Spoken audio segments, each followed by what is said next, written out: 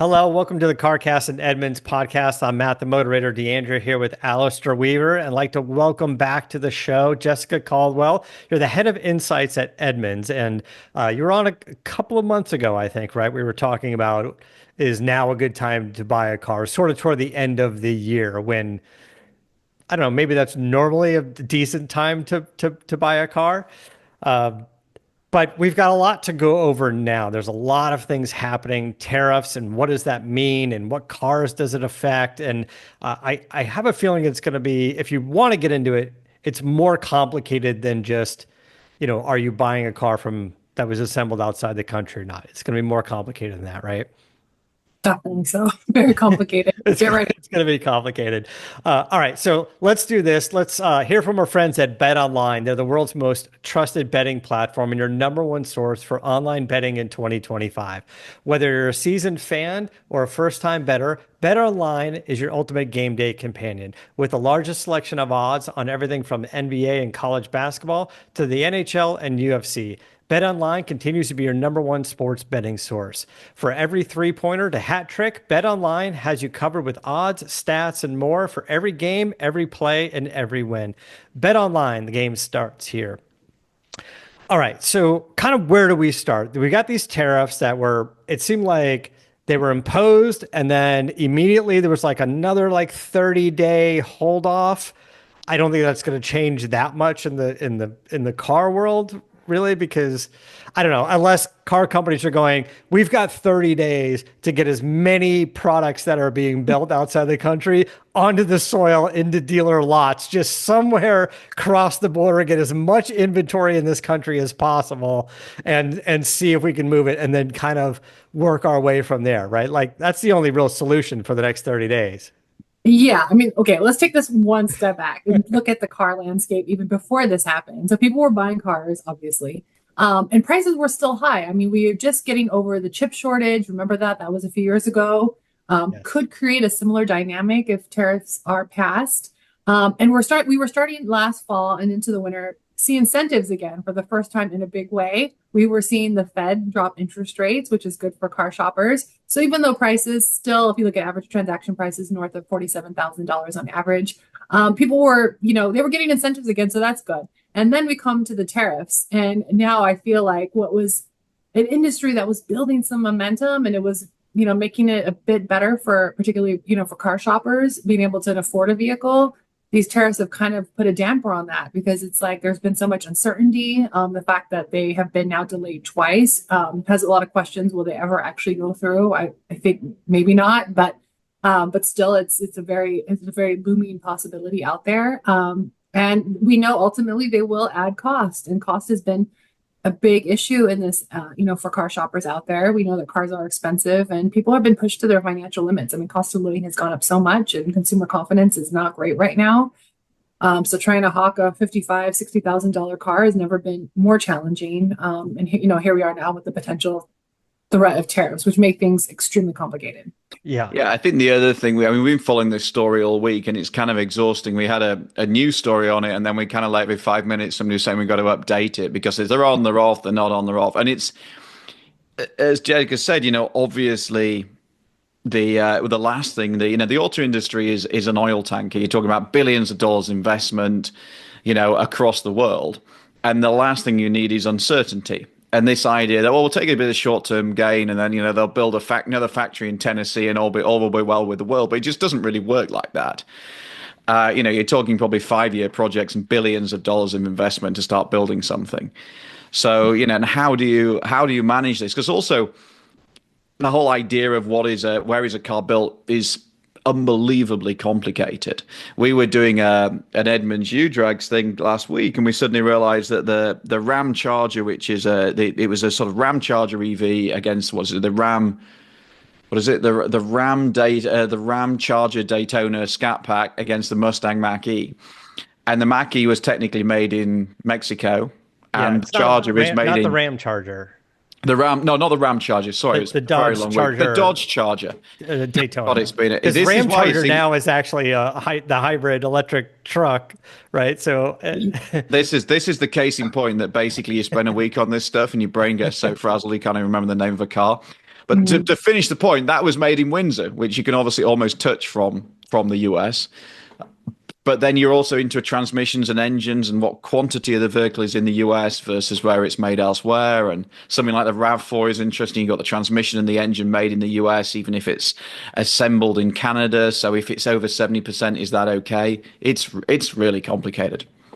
do we know, Jessica, do we know some of the rules on how it's going to happen? Like if you take parts from America but assemble a vehicle in Mexico, how do the tariffs work? Does a certain amount have to come from the US or is it just where the final product gets delivered from? What do we know so far?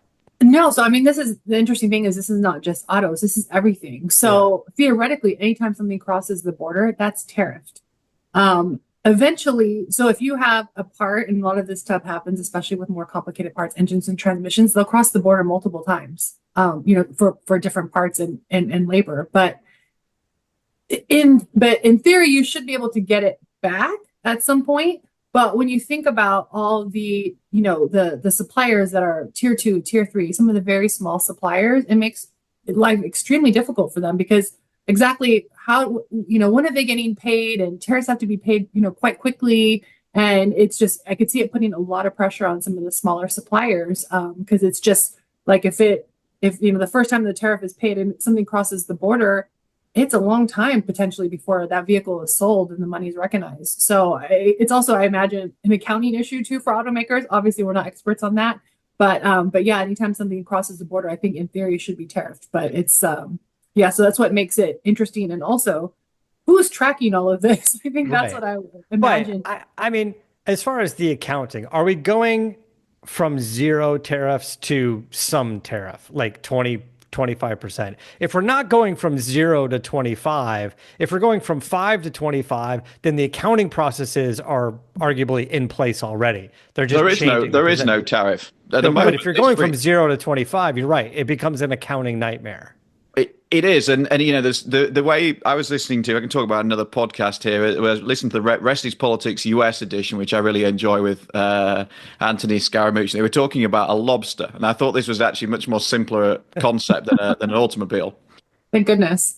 And lobsters obviously come from Maine. That's in the US. That's all good, but they are processed, cleaned up, readied for sale. Not sure exactly how it works in Canada. So your little lobster or your big lobster goes across the border, 25% tariff, gets cleaned up and tidied up, made presentable in Canada, comes back across the border, 25% tariff. So you now have effectively your price of your lobster gone up 50%. Yeah. Now, obviously, if you then kind of, think about that in automotive terms, it becomes a major thing. And we've been talking about it this week, and there's been various debates about how much it will add to a car. And a sensible estimate seems to be somewhere between like 3 and 10 grand, depending on what it is, which is material. And as a Brit, I lived a bit of this with Brexit, where you had a similar thing. I mean, that was more about paperwork than tariffs per se, but it was still suddenly like a Mini was going between UK and Germany like 7 times during its build, and people just didn't understand this because it seems, on the face of it, seems ridiculous, but it's obviously a complex supply chain. So there are plenty of examples of how complicated and difficult this can actually be in practice. Well, you brought up an interesting point with the lobster example. Is we're all reading about the US imposing tariffs on things coming from Canada and Mexico, but those countries are responding with higher tariffs as well. That's why the lobster's 50% more money, because they're going, hey, you're doing 25, I'll do 25. It's just like they're sort of, that's their response to what our country's trying to do. So it's not just, it's actually a little misleading because so much of the news that we read is going, there's 25% tariffs. Your car could go up, $5,000-$10,000. But if it crosses several times, it could go up way more than that. right? If it's going to be on the total price of the vehicle, you could have a $40,000 car that could be close to 60,000. It doesn't have to be, 40 doesn't become 48,000 or 50,000. It could be more than that. But as you said, it gets complicated because again, where are all the parts coming from? How much of the vehicle is crossing the border back and forth? And obviously there will be some winners in this, right? There will be, and then you're into this game. Well, actually, if these are American cars. I mean, one of the potential winners in this, of course, is Tesla, which is kind of an interesting political angle on it. Yeah, that's true. Rivian, maybe. All right, because Yeah. I mean, But then again, does Rivian get batteries from China? I don't. Where's Rivian's batteries? Battery parts, I'm sure. I'm sure a lot of Yeah. Yeah. And a There's lot gotta of the be something coming from constituent Yeah. ingredients But as well. yeah, but I think the thing about it is that we're thinking about this as a vehicle by vehicle basis. It's like, oh, this vehicle is built here and engine transmission come from here. But at the end of the day, it's not going to be like that at auto companies. They're going to have to spread costs across the entire vehicle lineup and figure out where can they absorb more costs and then where can they pass more price on to the consumer. Obviously, somebody buying a cheaper, smaller vehicle can't take a 25% price increase. That's not going to happen. Yeah. But could someone that buys an Escalade or $100,000 Hummer, whatever it may be, is there less price sensitivity there? And I think that's what's going to make it a bit interesting because it's not going to be that exact math applied that way. And probably regionally too. I'm sure there's certain regions in the country that a little bit more affluent can probably afford more of a price increase. And at the end of the day, this is automakers saying, here's the MSRP, but they're not ultimately selling the vehicles, the dealers are. So it's like that information from what happens at the automaker, it has to be sent to the dealer and then they're selling in their local markets. So it's, again, it may not even look the same across the board. We were trying to figure out this week, like if you're looking for a car right now, do you stick or twist? What is our advice to people? I mean, that's our job at Edmunds, basically, is to advise people on, what to buy, how to buy it, when's the right moment, etc. And it's challenging. I mean, there's an argument that, because as Jessica said, the likelihood is, my hunch is that these tariffs will never actually happen, but who knows? So, Can you take the gamble? Can you take the gamble of your car potentially going up $6,000? Can you absorb that into your monthly budget? But we don't have like a 30-day window. Like we said, it's about cars that are crossing the border. And what you said, Jessica, it takes a while for that to reach the dealer and to get sold. So, realistically, if you're buying a car, I don't know, you have several months. I don't know what that means. 3 months, 6 months, depending on the vehicle. Right. Yeah, if it has to be ordered or what, but like if there's something that's going to be on dealer lots in, now or in the next month or 2 or 3, and they may sit there for 2 or 3 months, if it's something high volume and not in super demand and no markups, you could have 6 months on those cars to buy them. Right. Yeah. I mean, you may have a case where people will rush to buy vehicles because they're hearing that prices are going to go up. So even if they may be in the market in the next year, they may come soon. We have looked at prices as of today, and we have not really seen any movement in MSRPs or really transaction prices. So we know that I keep hearing stories that, we're starting to see markups because of the anticipation of the tariffs, but not from an aggregate level. We're not quite seeing that yet. But if this does go through and then all of a sudden people are thinking, I may need a car in 6 months, let me buy one before the tariffs kick in, there could be, short supply from that. But I mean, it really comes down to how comfortable are you with waiting? Are you a gambling type person or not? If you're not, then probably it's better to buy sooner rather than later. Because there was also a curiosity in the, I was listening to the State of the Union address while I was trying to feed the kids, and I kind of suddenly heard in the background something about car tax break. So if you if you finance, as I understood it, it's to do with the finance on the vehicle if it's made in the US. So you can offset against tax the finance of your vehicle if it's US made. Now, potentially, if you live in a high tax state like California, that could be anything up to about 50%, or effectively halving the interest rate of your vehicle, which of course would be significant.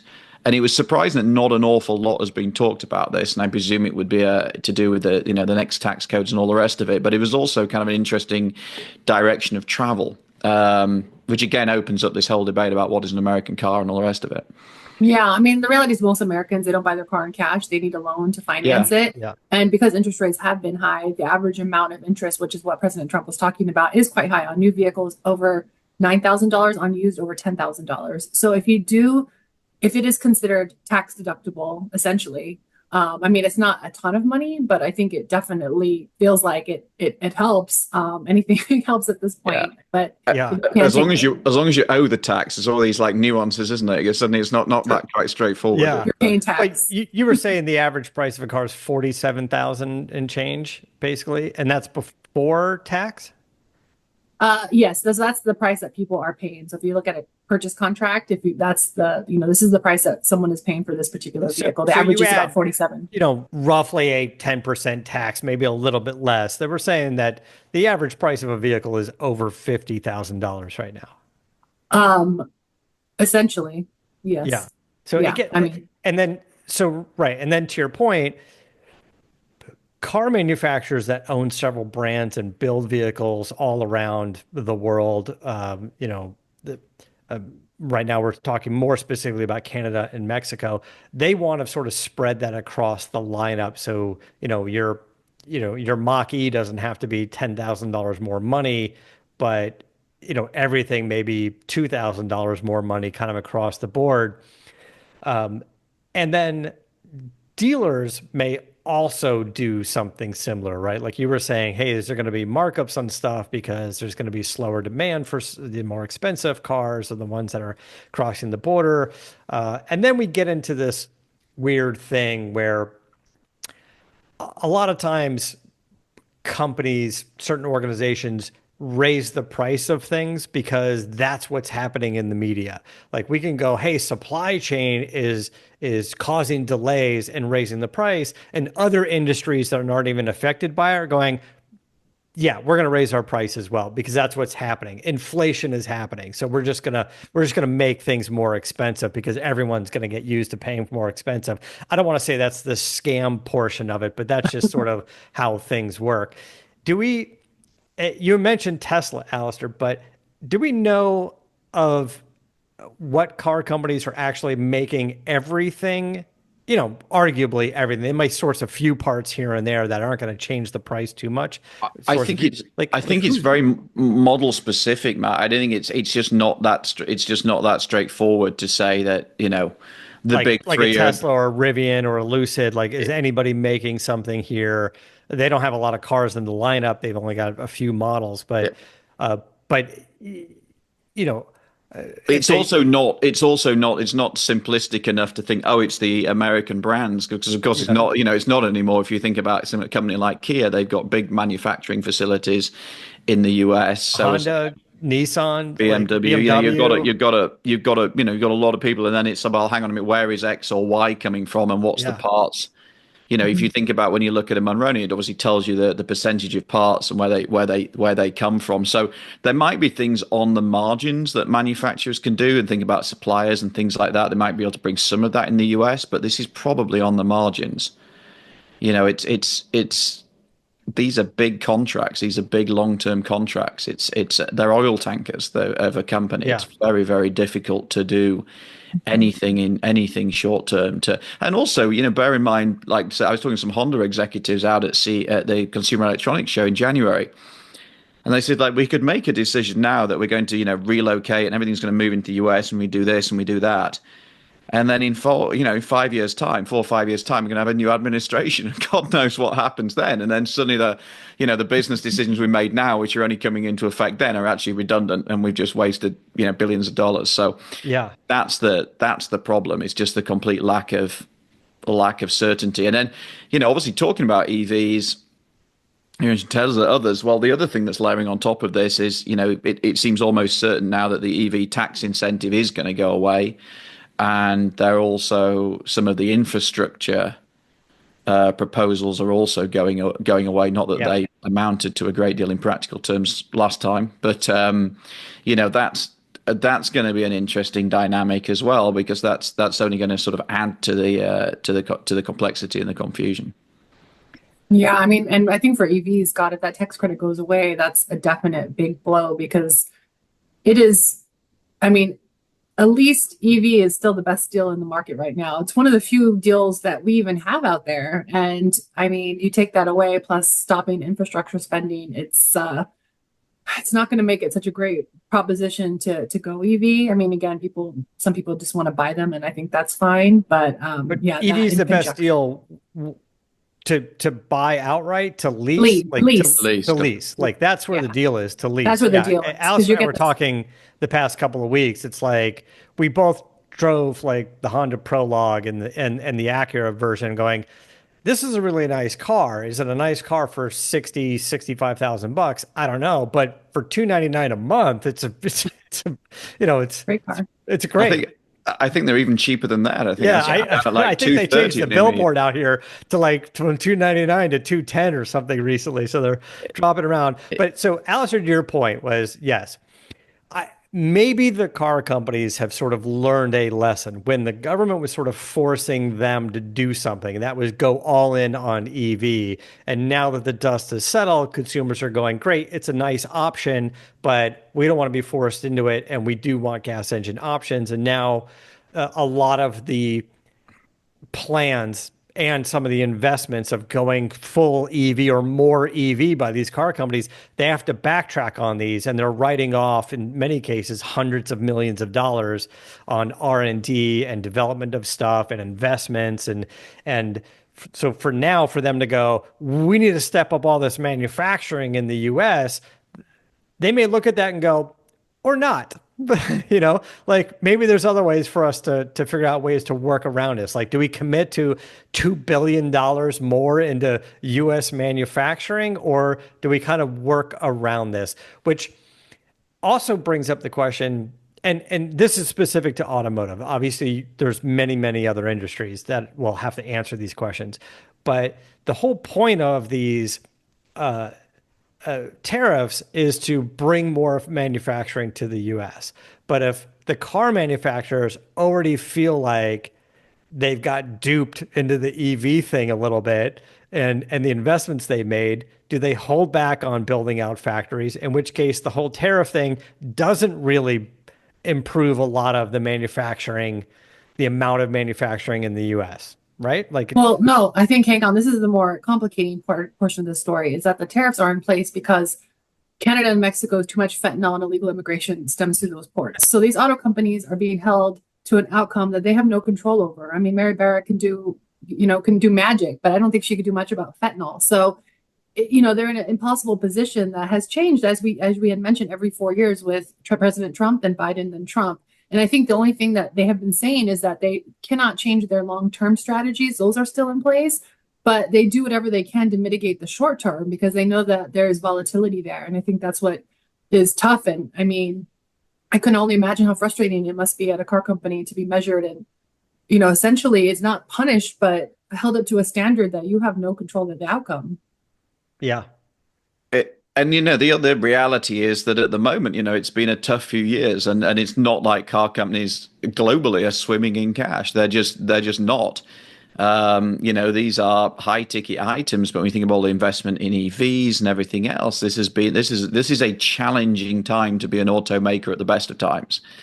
And it seems that globally, the what will happen with EVs, and of course, we talked about this in the show before. Like we're looking at it from an American perspective, but if you're a global automaker looking at the EV conundrum, you've got to think about what's happening in Europe. You've got to think about what's happening in China, which has been really tough for recently. So how do you weigh all those things, weigh all these things up? It's extremely challenging. And then, you can put costs back onto the consumer, but how much can they actually take? And, to go back to the prologue, we were talking about if you get rid of the tax credit, you're probably going to more than double the price of the prologue.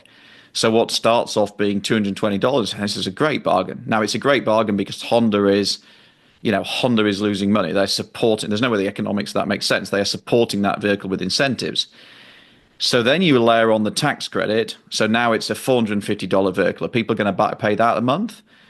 Probably not. So what does Honda then do? They say, oh, okay, we're going to lose another $200 a month by basically absorbing the tax credit ourselves. It's an impossible situation at that point. Yeah.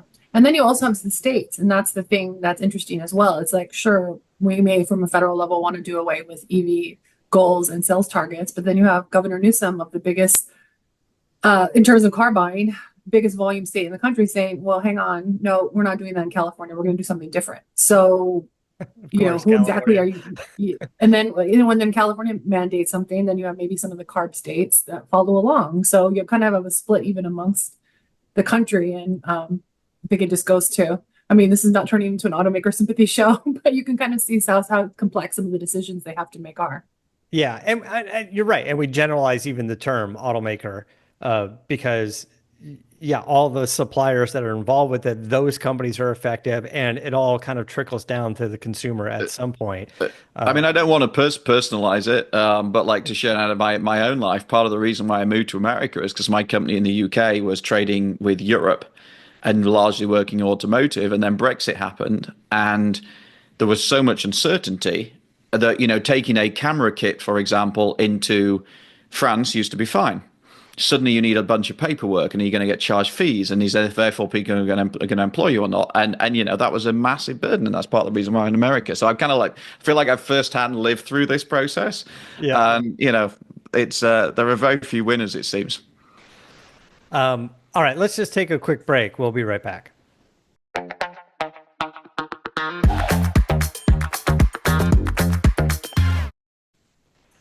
Okay, so which companies do we think this is going to be more complicated for? Something like Stellantis that has, it has a Ram and it has a Dodge, but it also Maserati, Alfa Romeo, just like, is there just too much for them? Like if you start to amateurize that cost across the board, it's going to affect everything in their lineup is going to have to change. They've got a lot of Hmm. overseas brands, right? I don't know if there's one. I feel like I've looked at from what I can tell from the way these vehicles are built, it doesn't look like there's any winners. It just seems like they're all losers, really. Yeah, nobody's going to win this. Nobody's Everyone's winning. I mean, because No, I think Ford has technically like the highest percentage of domestic final assembly, but I think like a lot of the F-150 stuff comes from Mexico and Canada. So it's like yeah, that's the volume, that's their volume. So that would be bad. And then Stellantis is, yeah, it's yeah, it's it's messy, and the bureaucracy attached to it as well. Just just physically managing and handling all of this. There's a lot of cost. People don't realize a lot of cost just in the paperwork and the accounting and all that stuff that goes with it. So maybe we should talk about like what again, like how do you navigate all this as a consumer? I mean, like the EV thing. Jessica, I haven't looked at the figures recently, but I have been hearing anecdotally about people saying, "Well, I'm going to lease an EV now." Mhm. Because then if the tax credits change, I mean, that feels like if you're going to put a bet somewhere, if you are in the market for an EV, maybe leasing one now isn't a terrible idea. Yeah, I think that's good. And then maybe also we should talk about if you are returning a lease this year, maybe what you should do. Like if you should just make the statement that it's probably best to do something sooner rather than later if you know that your lease is up in June or yeah. July or something like that. Oh, and then also the effect on used car prices, maybe. But we're not saying you have to run out this weekend and lease a car. No, no, no, no. I mean, We've got a little bit I mean, listen, at the very least, we've got this 30-day window, but then there's going to be some more time in there. mhm. The used thing is an interesting conundrum, and I know I think your team just goes and put out some stuff on it this week. It's That's right. like I was talking about EVs. I was in a board moment the other day looking at some of the used car values, and some of the used values of EVs in particular look like a bargain. Mhm. And that's an interesting other market. But then other parts of the used car market are still expensive, and we are now 3 years on from the height of the pandemic. So you're just not seeing as many vehicles coming off lease, and what's that going to do to prices? And if new car prices go up, then used car prices probably go up. It's again, it's not a straightforward situation. Mm-mm. Yeah, and the hard thing to take into account on used vehicles is the cost to keep those running on the road. And if a lot of the aftermarket parts to fix those cars are coming from overseas, or anywhere outside the US, that's gonna change significantly what it costs to maintain those cars and keep them running. If all of these parts are coming from Mexico, Canada, China, wherever, it's it's going to be significantly more expensive to keep those cars on the road. And I don't even know how to predict that number. Do we have to kind of see, there's going to have to be polls and data to figure out, hey, how much did you spend on your old Honda Civic last year versus next year, Yeah, it's impossible to probably sort that out. It's just, yeah, especially not to talk something as granular as car parts. I Yeah. mean, maybe it's a good, maybe some of the warranties are worth looking at just to cover, if you want a bit of security on that basis, but we're not. I don't feel like we're doing a good job of providing sensible advice because we're kind of Well, reacting in real what we're time, and it saying feels like there's is, not an easy win here. Maybe leasing an EV, if you want an EV, maybe leasing an EV fairly quickly feels like a good bet because there's a lot of good deals still. Okay, right. I mean, I know you do agree, Jessica. I agree. We can talk about interest rates. I mean, I think that the fact that there is an addition of low Yeah. interest rate incentives that helps. Yeah. Yeah. Yeah. What's Hey, going on yeah. with that? Yeah. Wait, are we back yet or no? So No, we've been back the whole time. Oh, Oh yeah, that was not enough. That was we always slot in the ad, so we just kind of like roll through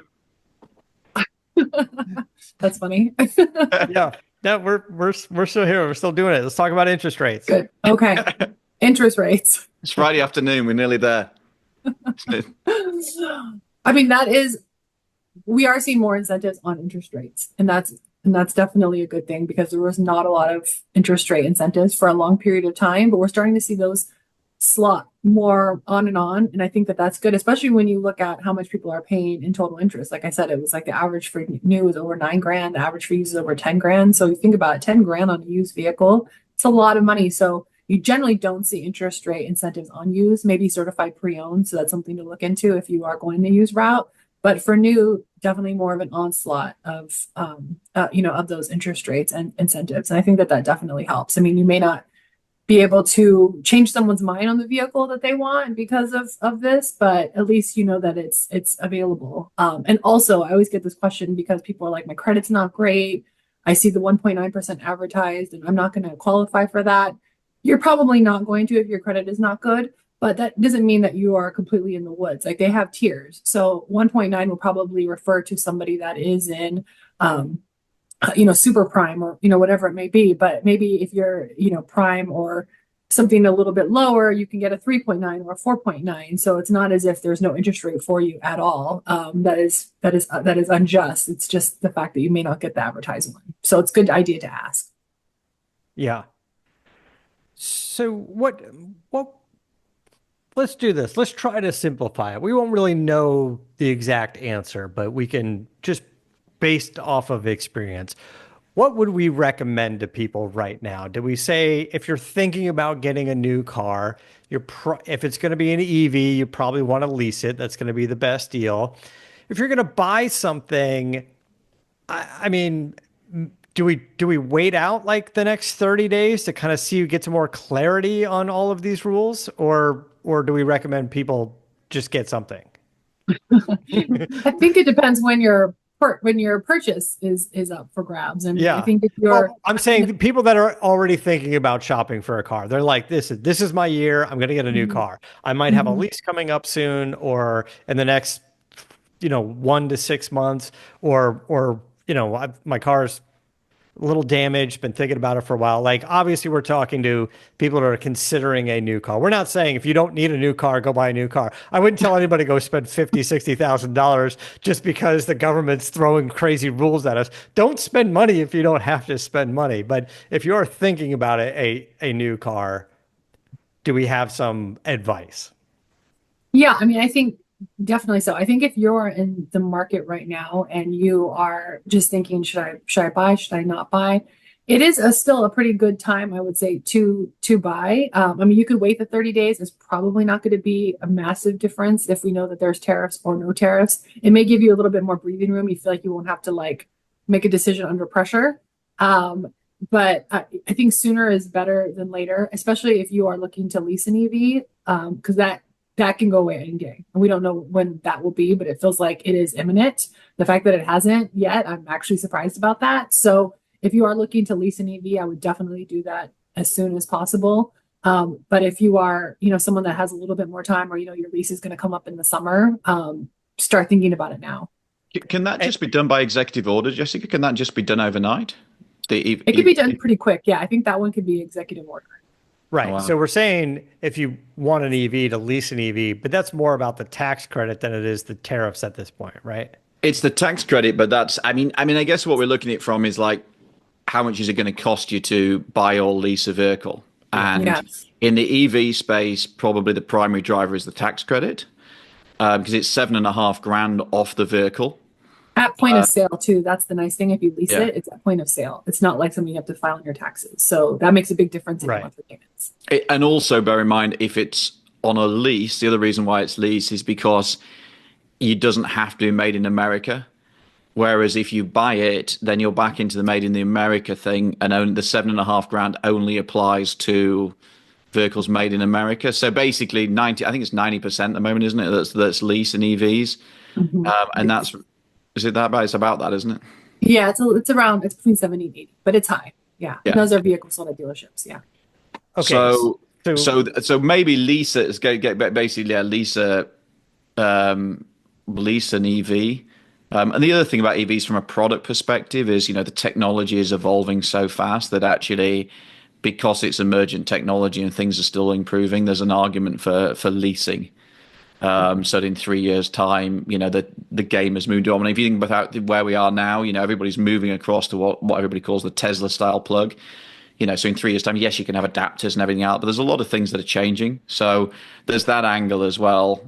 So a good lease deal on an EV, I think, makes sense. The other thing is EVs in the used market, particularly, there's a lot of low mileage EVs at a pretty low price point. If you're not going to be doing big miles, maybe it's a second car or something like that for a lot of families, then that's worth a look as well. There's some pretty good value in the used space. Yeah. And I think the only reason why used is probably not more popular for EVs is because used interest rates are really high. So if you are actually look at those monthly payments for a used, it may be $20,000 for what you consider like the bargain of the year. But if you finance that, then you're probably paying more than you would on a new EV lease. So, and you lease an EV, Alistair, right? I lease an EV. Right. So, I mean, yeah, you're the car expert. So it's good enough for you. It's good enough for anybody else. Okay.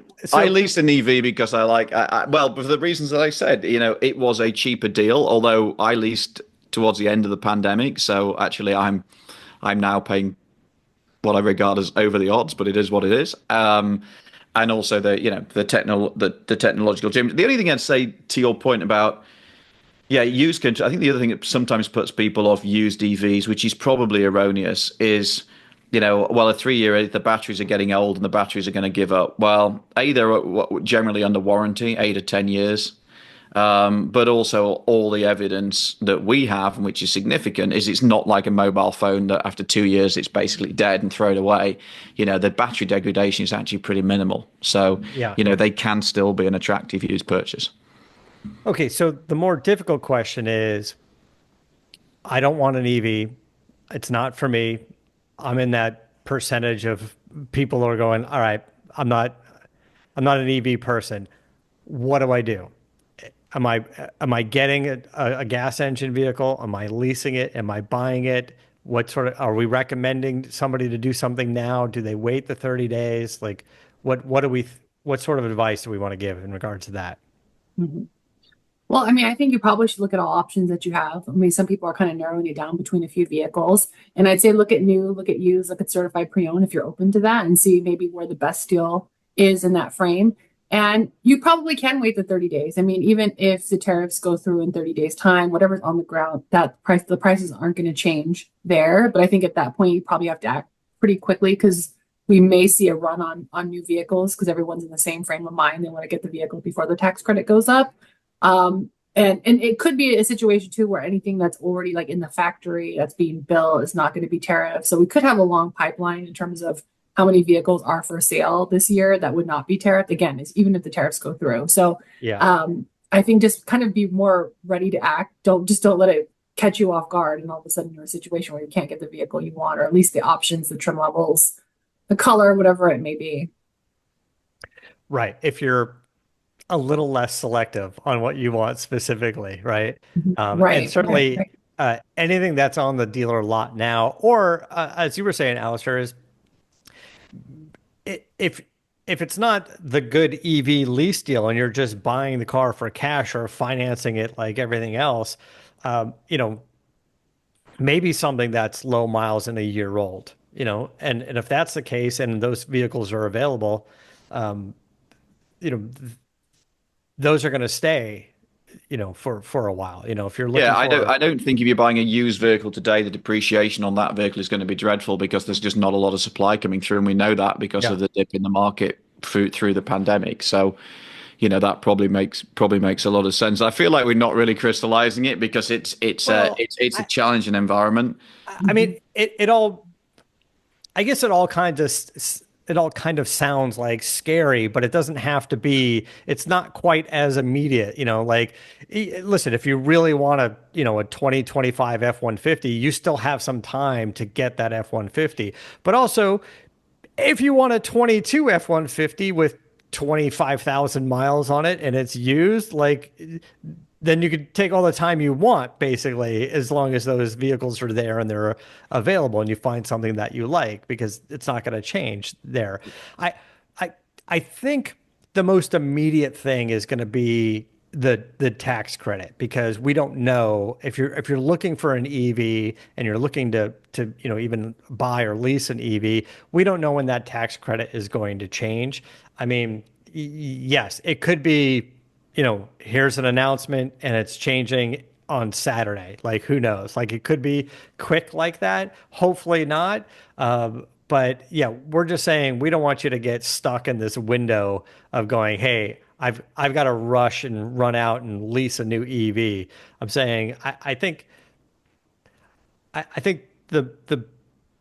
media and the government is making the pressure seem higher than it is. Like, don't feel forced to buy a vehicle if you don't need a vehicle. Yeah, I mean, an EV is honestly a small percentage of people out there. I mean, Right. you're only looking at 8% probably of people at this point in time buying an EV. So I think it is smart to talk about strategies beyond leasing an EV because Yeah. that's the majority Yeah. out there. I was just trying to give some positive news, but Yes. yeah, Well beyond done.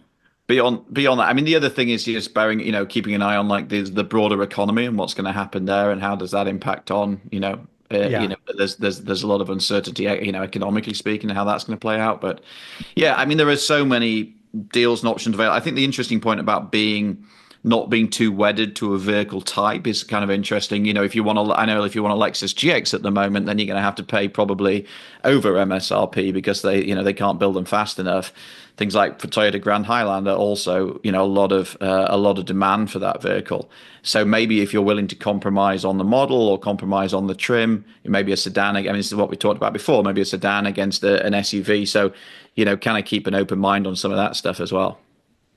I think, however this plays out, the tariffs and stuff, I, I, I want to have faith in the car companies, and I do that. They're going to try to come up with as many creative ways of making that less painful as possible. Like you said, spreading it across the lineup, coming back with some sort of manufacturer incentives that trickle down to the dealers, better lease rates on things, like something so it's not just a huge blow to take overnight. Like, it may trickle out over time. They may go, listen, we can do some lease rates, but only for 6 months or only to the end of the year or something like that, on not just EVs, but gas engine cars as well. There may be some incentives to make it more palatable, but I just don't. I, I think the car companies realize, if you know if overnight, I say overnight, but in whatever we find out the final word is in a month from now, and then everything costs 5, 10, $20,000 more money, manufacturers are going to go, no one's going to do that. We're already feeling the pain on it when they lowered prices on EVs. I have an F-150 Lightning, and now I can go to any showroom, any Ford dealer, and buy my exact truck for probably $30,000 less than when I paid for it when it came out, right? And that hurts, you know. So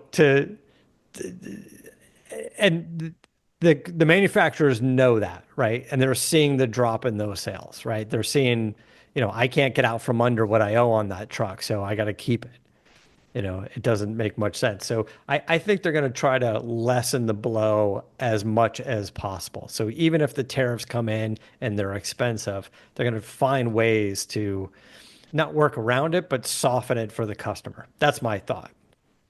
Yeah, I mean, I think that that's fair. I mean, they're going to do in their power. They don't want to lose sales. They don't want to answer to, shareholders why their market share is down. No one wants to do that. So of course they will. But I just think the struggle here is just that like these tariffs are not just for autos. It's across many industries. So when you think about that American consumer who's already stretched to the limit, what exactly is going to happen here? I think that's probably the really scariest thing is just Yeah. because if you're paying more for everything suddenly, less you have less you can allocate to your car budget. And maybe automakers who don't have a compelling smaller car or a less expensive car, I should say, strategy suffer more than those who do, or those who cater to wealthier customers like luxury brands. Maybe they get through this a little bit better because just their clientele is just different. So there's probably some of that as well. Yeah. Yeah, because the price of lobster's going up apparently as well. So, Well, it's all listen, going to be a mess. eggs in Los Angeles are $12 for a dozen. It costs you $1 an I egg. think That's I think if you're you can stopping find at the it. wrong. So You're shopping at the wrong store. I think that's the And problem. there's been a long time issue with crab as well, king crab, because of where it's Yeah.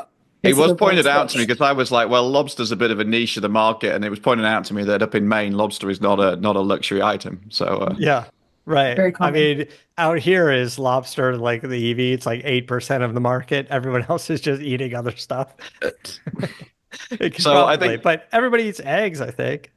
Eggs are so. That's where we are. Maybe we'll talk. Maybe we'll keep. Maybe next week something different will happen, and we'll keep. I mean, on our edmunds.com/news, we try and keep up to date as much as we can. We're always scrambling with this stuff. So, keep an eye on that page if you want the very latest information. And, we're always thinking up news and features around, trying to, which cars will be affected, where the deals are, and we'll just try and give as much advice as we can in the weeks yeah. ahead. And, who knows what's going to happen. Jessica, maybe we check in again in about a month. Let's see how this, obviously it's very fluid right now. We want to maybe get some more clarity on how things are going to evolve, both on the tax side and the tariff side, right? Like what's going to happen there. Maybe it's a month, who knows what? Maybe it's 3 weeks, 6 weeks, who knows? But I certainly, it's probably making your job more exciting. Yeah, I mean, it's always something new every day. I think that's the nice thing. I think we're all wishing for like a little bit less news, just some more regular days. There Yeah. was a political journalist who was talking about how they like gone to the gym more in anticipation of what a roller coaster it was going to be, and they're going to have to work longer Yeah. hours. Could you imagine if this was 30 years ago and you had to report all of this stuff in print, like overnight the next day? Like already you were saying you just published a story on the Edmunds website and then immediately had to go back and edit and change and make caveats. And because it's happening so quickly. And as we get more information, and like you said, Alistair, it's like you watch something like the State of the Union, you get a little glimpse of a tax incentive or a rebate, but there's no other data about it anywhere. So is this just somebody's just kind of saying it off the cuff? Is the president going, I heard a rumor about a tax thing, but Yeah, it was also was it 90 minutes long or something? So yeah, Two it was hours almost, I 2 hours think. long. Sorry, yeah, yeah, I lost that's track of like time. Adrian Brody's acceptance speech at the Academy Awards, right? Wasn't his Yeah, like 90 minutes long or yeah. something? I He mean, it took, was like 6 minutes, but I think it felt like 90 minutes to the room. yeah. Please Right. So Like turn, we don't have time for this. We have like a lot of other yeah, things to let's do. go. Right. Yeah. please turn the music off. Yeah. They try to be yelling at them for that. Okay, well, listen, there's a lot to consider. I wish we had more advice. We're just trying to create a little bit of clarity on what's going on, and I think the answer to that is it's still very confusing. So Yeah. there it is. All right. Anything else? What are we else missing? What else you got in the works, Alistair, besides from tax codes and analytics? What else? What else have we got going on? We had a bit of fun with an electric Hummer and a G-Wagon test. We've had a lot of very I saw sensible that. videos, but a lot of very sensible videos of late. This one was a little bit different. So check that out. We had a look at a GLC EV because the last generation of the GLC electric GLC didn't come to the US. This thing will. Um, Maybe. no, I think this one's on its way. We have a cargo test of a Chevy Tahoe. So there's some good consumer advice there. Cadillac Escalade IQL, which is just the Massive. size of my house. Yeah, a lot of stuff going on. We had the full test of the Dodge Charger EV, which I think we talked about on last week's show. Yeah. Is not the greatest vehicle ever. But more to come, and bit of news on the Honda Prologue getting more power. I'm just reading down my list now. So much content, can't keep pace with it all. Yeah. All right. Well, there's a lot going on. Again, Edmunds.com is the website, and Edmunds.com/news is where you can keep up to date with so much of all of this exciting stuff that we've been talking about. Yeah, we're going to wrap things up. Until next time, keep the air in the spare and the bag in the wheel.